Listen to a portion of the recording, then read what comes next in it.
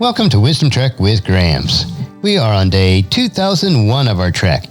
We are transitioning in the structure of Wisdom Trek to focus on the great wisdom books of the Bible. One habit I have practiced every day for the past 45 plus years of my adult life is to read the chapter in the book of Proverbs that corresponds with the day of the month. This single habit has been the catalyst for gaining wisdom and creating a living legacy. Adopting this habit can do the same for your life. So beginning October 1st, I will be publishing the reading of the chapter in Proverbs that corresponds with the day of the month. Before that, I am reading through the book of Ecclesiastes. King Solomon, who wrote both Ecclesiastes and Proverbs, was the wisest person to ever live. He wrote Ecclesiastes late in life after trying many other paths to wisdom, and then he was brought back to the realization that God's wisdom is the only true wisdom. This realization is what drives me to seek out God's wisdom each day.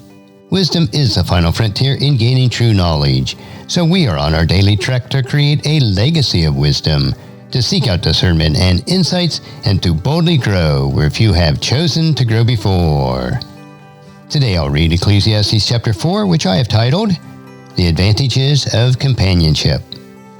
Again, I observed all the oppression that takes place under the sun. I saw the tears of the oppressed, with no one to comfort them. The oppressors have great power, and their victims are helpless. So I concluded that the dead are better off than the living. But most fortunate of all are those who have not yet been born, for they have not seen all the evil that is done under the sun. Then I observed that most people are motivated to success because they envy their neighbors.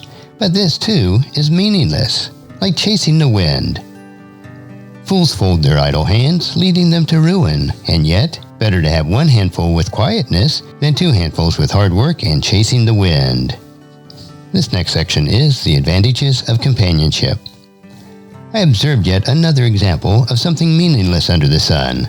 This is the case of a man who is all alone without child or a brother, yet he works hard to gain as much wealth as he can. Then he asks himself, who am I working for? Why am I giving up so much pleasure now? It is also meaningless and depressing. Two people are better off than one, for they can help each other succeed. If one person falls, the other can reach out and help, but someone who falls alone is in real trouble. Likewise, two people lying close together can keep each other warm, but how can one be warm alone? A person standing alone can be attacked and defeated, but two can stand back to back and conquer. Three are even better, for a triple-braided cord is not easily broken.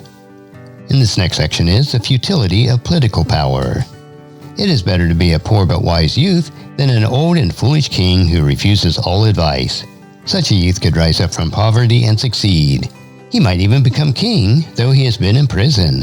Then everyone rushes to the side of yet another youth who replaces him. Endless crowds stand around him, but then the generation grows up and rejects him too. So it is all meaningless, like chasing the wind.